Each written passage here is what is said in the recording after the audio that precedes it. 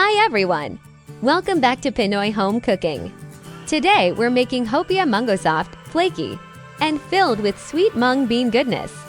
This recipe is easy, beginner-friendly, and made without an oven. Tara, let's cook! Boil in water until very soft, about 30 to 40 minutes. Drain excess water. Mash or blend until smooth. Add a flavored condensed milk or the regular condensed milk. Cook on low heat, stirring continuously. Cook until thick, dry, and can form a ball. Let cool, then portion into small balls about 1 tablespoon each. On the first dough, the water dough, combine flour and salt. Add oil and water. Mix until a soft dough forms. Knead lightly until smooth. Cover and rest for 20 minutes.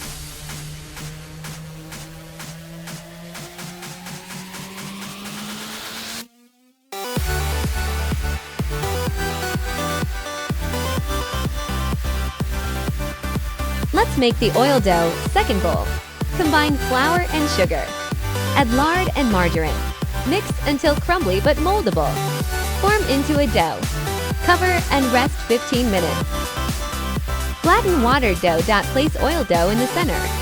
Roll dough into a rectangle. Roll tightly like a log. Turn sideways and roll again into a log. Cut into pieces. This creates flaky layers.